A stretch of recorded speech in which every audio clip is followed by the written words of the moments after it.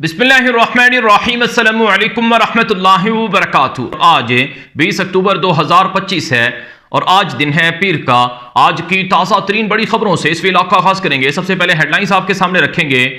तुर्की, Qatar और Israel के दरमियान गजा और फलस्तीन पर बड़ी जंग छिड़ चुकी है। गजा का कंट्रोल और तामीर नो और इमदादी सरगर्मियां तुर्की और कतर की तरफ से शुरू कर दी गई हैं। तुर्की और कतर को गजा से दूर रखो। अमेरिकी सदर ट्रंप पर इसराइल का प्रेशर बढ़ चुका है। क्या कतर ने ट्रंप को रियालों में खरीद लिया है कि ट्रंप कतर और तुर्की के गीत गा रहा है। इसराइल के यहूदी तिलमिला उठे हैं। दूसरी तरफ चीन भी फलस्तीन और गजा का मददगार बन गया है, जिस पर इसराइल और चीन के दरमियान पहली बार एक बड़ी महाज आराई शुरू हो चुकी है। ये कुछ हेडलाइंस हैं जिनकी डिटेल्स और तफसीलात मैं आपको बताऊंगा। इससे पहले कि मैं खबरों का आगाज करूं, आपसे गुजारिश है अगर आप इस चैनल पर नए हैं तो लाजमी सब्सक्राइब कर लें ताकि आपको और हमारा ताल्लुक मजबूती से जुड़ा रहे। आगाज करेंगे। तुर्क वजीर खारजा हाकान फैदान ने गजा जाने वाली इमदादी और मुख्तलिफ तरह की जो टीमें हैं उनसे मुलाकात की है। तुर्क वजीर खारजा हाकान फैदान ने गजा के लिए भेजे जाने वाले तुर्क शहरियों को कहा है कि ये एक मुक़द्दस मिशन है और गजा और फलस्तीन के मजलूम भाइयों की मदद हमारा देरीना ख्वाब भी है और हमारी बुनियादी जिम्मेदारी भी है। इसलिए हम कभी पीछे नहीं हटेंगे और गजा को तामीर करके अपने भाइयों के चेहरों पर खुशियां और मुस्कुराहटें लाएंगे। ये तुर्क वजीर खारजा हाकान फैदान ने गजा जाने वाली जो टीमें हैं उनके लोगों से मुलाकात के दौरान ये बातें कही हैं। इससे पहले जो तुर्क वजीर खारजा हाकान फैदान हैं उन्होंने एक टीवी चैनल को इंटरव्यू दिया, जिसमें हाकान फैदान ने कहा कि फ़लस्तीन का और गजा का जामिन तुर्की है। तुर्की फ़लस्तीनियों के हुकूक का और गजा के मुसलमानों के हुकूक का जामिन है। अगर इसराइल ने फ़लस्तीन की रियासत ना बनने दी और गजा और फलस्तीन के लोगों को हुकूक ना दिए तो एक ऐसी जंग होगी जो मशरिक़ वुस्ता का नक्शा बदल देगी और ऐसी जंग होगी जिसका इसराइल को पता चल जाएगा। ये खुलम खुला इसराइल को तुर्की की तरफ से जंग का ऐलान है। और इससे पहले तुर्क सदर तैयब उर्दवान भी कई मरतबा कह चुके हैं कि नेतन्याहू को उसके किए जराइम की सज़ा मिलेगी और तुर्की कभी गजा को और फ़लस्तीन या अल-कुद्स को नहीं भूलेगा। ये मुसलमानों का था, है और रहेगा। नाज़रीन इकराम, तुर्की के साथ अमेरिकी सदर ट्रंप के ताल्लुकात बहुत स्ट्रॉन्ग हो चुके हैं और तुर्की और अमेरिकी सदर ट्रंप के ताल्लुकात से इसराइल को शदीद गुस्सा है। इसी तरह से कतर के साथ भी इसराइल ने गैर मामूली ताल्लुकात बढ़ाए हैं। अमेरिकी सदर ट्रंप खुद एक ताजिर है, उसका बिजनेस है, एक नहीं उसके कई बिजनेस हैं और वो अपनी तिजारत और बिजनेस की खातिर कुछ भी कर सकता है। कोई भी ताजिर होगा वो अपनी तिजारत को, अपने सरमाए को ज़ाया होने नहीं देगा। और अमेरिकी सदर ट्रंप का जो बिजनेस है वो अरबों के साथ है, यानी सऊदी अरब में है, कतर में है, यूएई में है। इसराइल के साथ अमेरिकी सदर ट्रंप को इतनी तिजारती सरमायाकारी या फ़वाइद नहीं मिल सकते हैं जितने अरबों से मिल सकते हैं। इसलिए अमेरिकी सदर ट्रंप अरबों को नाराज़ करना नहीं चाहता है और वो कतर और तुर्की जैसे मुल्कों के साथ करीबी ताल्लुकात रखना चाहता है। अरबों के साथ तो पैसों की वजह से और तुर्की के साथ कुछ दीगर वजूहात की वजह से, जिसमें तुर्की की बढ़ती हुई कुव्वत और तुर्की का एक गैर मामूली किरदार डिप्लोमेटिकली जो उर्दगान के हुकूमत की तरफ से ट्रंप के लिए बड़ा फ़ायदेमंद है। अब ये सारी चीज़ें इसराइल को परेशान कर रही हैं। इसराइल को बहुत शदीद गुस्सा है कि कतर और तुर्की के साथ आखिर ट्रंप की इतनी मोहब्बतें क्यों हैं। इसी हवाले से ये मजमून इस वक्त मेरे सामने है। इस मजमून को ज़रा आप पढ़ें और इसका ज़रा तर्जुमा आप समझें तो आपको पता चलेगा कि इस वक्त गजा में क्या हो रहा है।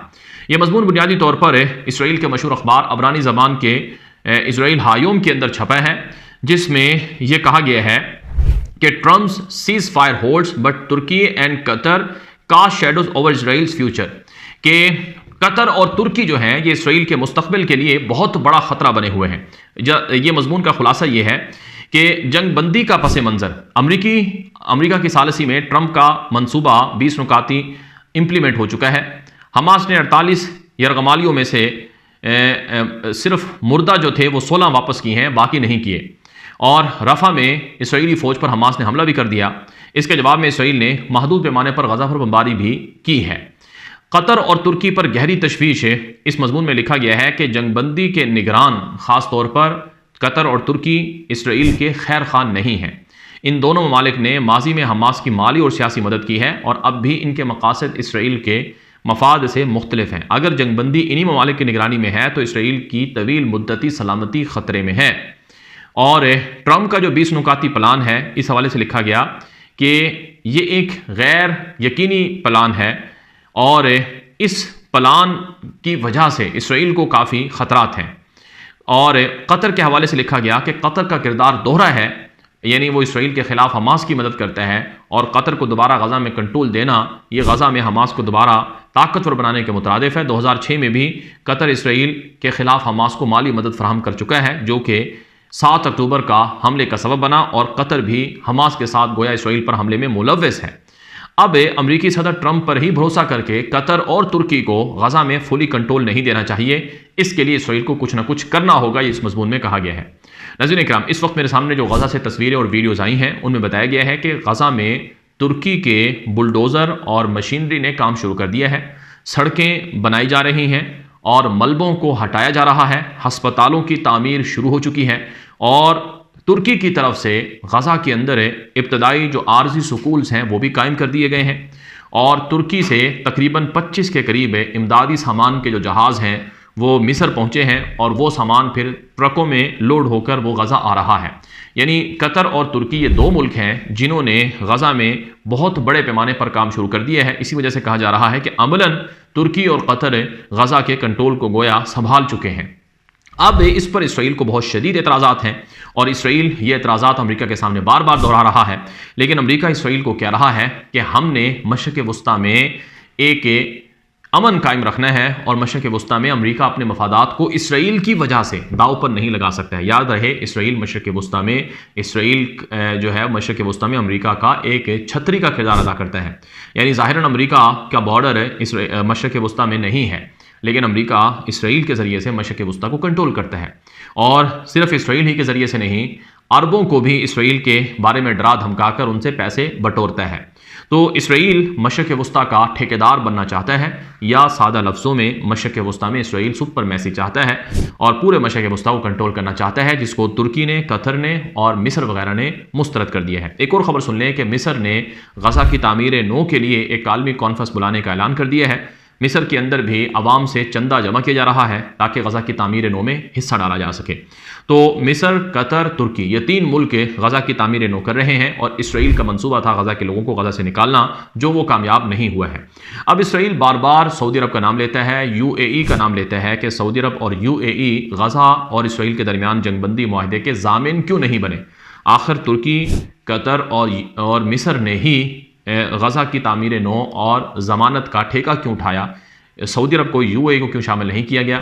इसराइली अखबारात और मजमूनों में ये आ रहा है, बार बार मीडिया पर भी आ रहा है कि UAE का और सऊदी अरब का बाहर रहना इस बात की दलील है कि यह मुआहदा ज़्यादा देर पा नहीं होगा। अब ख़तरात मौजूद हैं कि गज़ा की जंग दोबारा शुरू हो जाए, लेकिन अगर गज़ा की जंग शुरू होगी तो इसका नुकसान बराह रास्त अमरीकी सदर ट्रंप को होगा और ट्रंप नहीं चाहता कि उसके इत्तेहादी जहाँ से उन्हें पैसा मिलता है वो उससे नाराज़ हो जाए। एक और बड़ी खबर है कि चीन और इसराइल के दरमियान भी शदीद कशीदगी और महाज आराई शुरू हो चुकी है।